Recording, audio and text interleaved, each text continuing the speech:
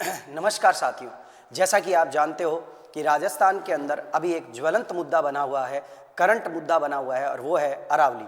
साथियों, आज यह वीडियो जो है आपको अरावली के बारे में शॉर्ट और संपूर्ण जानकारी देने वाला है कि किस तरह अरावली को लेकर सुप्रीम कोर्ट ने अपना आदेश पारित किया है और उससे पहले सुप्रीम कोर्ट ने ये किस परिभाषा के बेस पर अपने आदेश को क्या किया है, लागू किया है।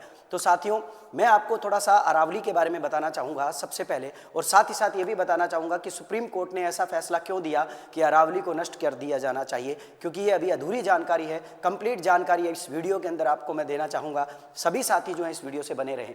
साथियों, क्या है कि अरावली को लेकर सबसे पहली बात तो क्या था, सुप्रीम कोर्ट ने एक विभाग से, जो हमारा केंद्रीय विभाग है जिसको हम बोलते हैं क्या, केंद्रीय पर्यावरण मंत्रालय। इस केंद्रीय पर्यावरण मंत्रालय जो है, इस केंद्रीय पर्यावरण मंत्रालय को हम साथियों किसके नाम से जानते हैं, याद रखिएगा, केंद्रीय वन पर्यावरण, ठीक है ना, जलवायु परिवर्तन विभाग भी बोला जाता है इसको। इससे क्या था, सुप्रीम कोर्ट ने अरावली की क्या मांगी, परिभाषा मांगी। साथियों, बस यहीं से लफड़ा जो है वो शुरू हो गया, विवाद जो है वो शुरू हो गया, क्योंकि यहाँ से जो परिभाषा सुप्रीम कोर्ट को भेजी गई, उसी परिभाषा के बेस पर सुप्रीम कोर्ट ने कुछ निर्णय दिया और उसी निर्णय के बेस पर आज जो है वो विवाद का प्रश्न बना हुआ है कि अरावली को नष्ट कर दिया जाना चाहिए या नहीं। साथियों, हुआ ये था कि 20 नवंबर 2025 को सुप्रीम कोर्ट ने एक परिभाषा को स्वीकार कर लिया था। अब आपका मन जो है उत्सुकता भरा होगा कि वो परिभाषा क्या है, तो मैं आपको थोड़ा उस परिभाषा के बारे में बताना चाहूँगा। सुप्रीम कोर्ट ने कहा था कि जो पर्वत अरावली श्रेणी के अंतर्गत आते हैं और जो पर्वत 100 मीटर से क्या है, नीचे है। ध्यान रखिएगा, जैसे मैं एग्जांपल दूं आपको साथियों, तो यहाँ थोड़ा मैं बताना चाहूँगा आपको, ये लीजिए, यहाँ मैं आपको बताना चाहूँगा कि जो पर्वत क्या है, अपने आप के अंदर 100 मीटर से ऊंचे हैं। जैसे मान लीजिए ये पर्वत है साथियों अरावली के, और इस पर्वत के अंदर जैसे ये पर्वत जो है ये मान के चलिए अपना 75 मीटर का है, या ये मान लीजिए अपने आप के अंदर ये 90 मीटर का है, ठीक है, और ये जो है ये अपने आप के अंदर 100 मीटर को छूते हैं। ये जो पर्वत है ये 100 मीटर को छूते हैं। तो अब क्या है, सुप्रीम कोर्ट ने अपनी परिभाषा के अंदर ये कहा कि जो पर्वत अरावली श्रेणी के अंतर्गत आते हैं और जो 100 मीटर तक हैं और 100 मीटर को छूते हैं, उनको तो अरावली का हिस्सा माना जाएगा, लेकिन जो 100 मीटर से नीचे हैं उनको अरावली का हिस्सा नहीं माना जाएगा। और इसीलिए, ठीक है ना, इनको क्या करने का आदेश दिया गया, नष्ट करने का क्या दिया गया, आदेश दिया गया। मतलब अरावली का हिस्सा किनको नहीं माना जाएगा, 100 मीटर के नीचे जो हैं पर्वत श्रृंखलाएं हैं, जो या पर्वत हैं, उन्हें नहीं माना जाएगा। साथियों, मैं इस अरावली के बारे में आपको सबसे पहले थोड़ा ये बताना चाहूँगा कि अरावली है क्या। साथियों, भारत ही नहीं बल्कि पूरे विश्व के अंदर सबसे प्राचीनतम अगर कोई पर्वत श्रृंखला है, अगर कोई पहाड़ी है, तो वो कौन सी है, अरावली है, याद रखिएगा। दूसरी बात, इस अरावली का निर्माण जो है गोंडवाना लैंड से किया गया है। यह एक वलित पर्वतमाला है। वलित पर्वतमाला का मतलब आप देख रहे होंगे इसके अंदर कि इसकी पहाड़ियाँ जो हैं वो क्या है, एक प्रकार से बिल्कुल सीधी नहीं है, क्या है, घुमावदार पहाड़ियां हैं, और शायद यही रीजन है इसे वलित पर्वतमाला की श्रेणी के अंदर क्या किया जाता है, लिया जाता है। दूसरी बात करूं तो साथियों, भारत के अंदर इस अरावली की जो कंप्लीट अगर हम मानते हैं क्या, इसकी कंप्लीट किलोमीटर के अंदर अगर हम इसकी लंबाई मानते हैं, तो याद रखिएगा भारत के अंदर इसकी लंबाई जो है वो 692 किलोमीटर है। ध्यान रखिएगा साथियों, क्या है, 692 किलोमीटर है। और अगर हम बात करें, ये तो भारत के अंदर है, ध्यान रखिएगा। और ये भी बता दूं कि ये भारत के अंदर कहाँ से शुरू होती है, ये याद रखिएगा, खेड़ ब्रह्म नामक एक क्षेत्र है साथियों, जो कि गुजरात के अंदर है। खेड़ ब्रह्म जी, जहाँ पर कई किताबें जो हैं इसके अंदर इसको पालनपुर भी बोल देती है या पालनपुर भी बोल देती है। ये खेड़ ब्रह्म नामक गुजरात से शुरू होती है साथियों ये पर्वत श्रृंखला, और गुजरात से शुरू होकर याद रखिएगा ये नई दिल्ली जो है, ठीक है ना, नई दिल्ली के अंदर पहाड़ियां हैं, रायसीना की पहाड़ियां, इन रायसीना की पहाड़ियों तक क्या है, ये श्रृंखला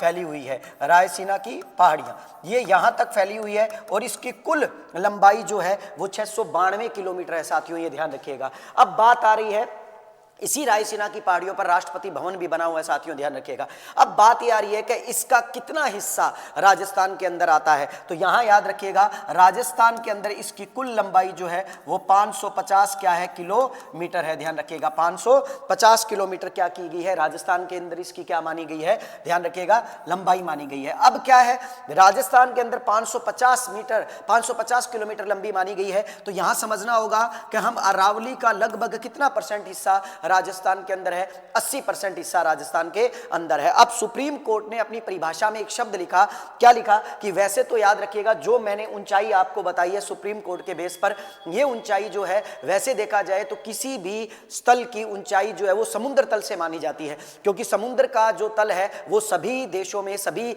शहरों में क्या होता है, समान होता है। इसलिए आप चेक करोगे कि हर रेलवे स्टेशन या हर जगह का ऊंचाई जो है वो समुद्र तल से उसकी ऊंचाई मानी गई है। लेकिन यहां पर सुप्रीम कोर्ट ने क्या किया, सुप्रीम कोर्ट ने अपने फैसले के अंदर समुद्र तल से ऊंचाई न मानते हुए यहां पर उन्होंने एक शब्द लिखा कि स्थानीय भूमि, याद रखिएगा क्या है, स्थानीय स्तर, स्थानीय भूमि स्तर, ठीक है ना, स्थानीय भूमि स्तर। अब स्थानीय भूमि स्तर जो है वो क्या है, उन्होंने शब्द इस्तेमाल किया, जिसके कारण यहां पर स्थानीय भूमि शब्द आने के कारण यहां पर हमारे राजस्थान की लगभग 80% अरावली जो है वो 100 मीटर से क्या आ जाती है बेटा, नीचे आ जाती है, 100 मीटर से क्या है, नीचे मानी जाती है। इसका मतलब साफ हुआ कि सुप्रीम कोर्ट के इस आदेश के अनुसार 80% अरावली जो है वो राजस्थान के अंदर क्या कर दी जाएगी, समाप्त कर दी जाएगी। लेकिन साथियों आप याद रखिएगा, हमें इस अरावली को बचाना है, इस अरावली के लिए अपनी जी जान से क्या करनी है, इसका विरोध करना है। साथ ही साथ आप ये भी याद रखिएगा, हम सुप्रीम कोर्ट को भी और हमारी सरकारों को भी ये कहना चाहेंगे कि याद रखिएगा ये राजस्थान वीरांगनाओं की और वीरों की भूमि है, जिसके अंदर एक पेड़ के लिए इंसान अपना सर कटा सकता है, तो ये तो अरावली है। हम सभी राजस्थानी जो है वो अपना सर नहीं बल्कि अपना सर्वस्व जीवन क्या कर सकते हैं, इस पर निछावर कर सकते हैं। तो ये जो सुप्रीम कोर्ट का फैसला है साथियों, वो 100 मीटर से नीचे की पहाड़ियों को समाप्त करने का है। और साथ ही साथ याद रखिएगा उन्होंने ये कहा है कि वो भू आकृति को उन्होंने इसके अंदर शामिल किया है जो स्थानीय भूमि से क्या है, 100 मीटर क्या आती है, नीचे आती है। अब साथियों मैं आपको ये भी बताना चाहूंगा, यहाँ पर अरावली की परिभाषा को लेकर सुप्रीम कोर्ट में जो दिक्कत हुई, सुप्रीम कोर्ट ने इसी बेस पर क्या किया, एक फैसला हमें दिया है। यहाँ मैं आपको एक और बात बता दूं बेटा, याद रखिएगा कि 100 मीटर की अगर पहाड़ियों की बात करें तो याद रखिएगा हमारे राजस्थान के अंदर जो 80% हिस्सा आता है, उस 80% के हिस्से में मात्र 8.7% ही पहाड़ियां ऐसी है जो 100 मीटर से क्या है, ऊंची हैं। याद रखिएगा 8.7% ही हमारी क्या है, पहाड़ियां ऐसी हैं जो 100 मीटर से ऊंची हैं। और याद रखिएगा इसी अरावली का हमारे राजस्थान के अंदर जो गौरव बढ़ाने वाला सबसे ऊंचा पर्वत है, उसी को हम किसके नाम से जानते हैं, गुरु शिखर के नाम से जानते हैं, जिसके ऊपर दत्तात्रेय ऋषि का क्या बना हुआ है, याद रखिएगा मंदिर बना हुआ है। और इसकी टोटल ऊंचाई जो है 1727 मीटर के रूप में क्या की गई है, मानी गई है। तो साथियों मैं आप सभी से इस वीडियो के माध्यम से ये अपील करना चाहूंगा कि अरावली को हमें बचाना है, और इसीलिए हमें सरकार के इस आदेश का क्या करना है, हमें बिल्कुल शांति से इसका क्या करना है, विरोध करना है। याद रखिएगा साथियों, यदि अरावली समाप्त हो जाती है, अरावली का ये हिस्सा समाप्त कर दिया जाएगा, तो याद रखिएगा जिस तरह हमारे राजस्थान के लोग ठीक ना छतों पर पापड़ सुखाते हैं और उस धूप के अंदर वो पापड़ सूख जाते हैं, ध्यान रखिएगा अरावली समाप्त होने पर हम लोग भी इस जलवायु के इतने भयंकर चपेट में आ जाएंगे कि हम लोग भी उन पापड़ की तरह ही क्या हो जाएंगे, सिक जाएंगे। अर्थात चलते हुए साधनों के अंदर भी क्या लग जाएगी, आग लग जाएगी। क्योंकि अरावली केवल एक पर्वतमाला नहीं है, अरावली हमारा गौरव है, और साथ ही साथ उसने पर्यावरण से राजस्थान के प्रत्येक हिस्से को क्या कर रखा है, पर्यावरण के दुष्प्रभावों से उससे क्या कर रखा है, बचा रखा है। तो आशा करता हूं साथियों ये वीडियो आपको अच्छा लगेगा, और साथ ही साथ इस वीडियो को आप खूब शेयर कीजिए ताकि हम लोग जो हैं वो इस मुहिम के साथ जुड़ पाएं और अरावली को क्या कर पाएं, बचा पाएं। जय हिंद।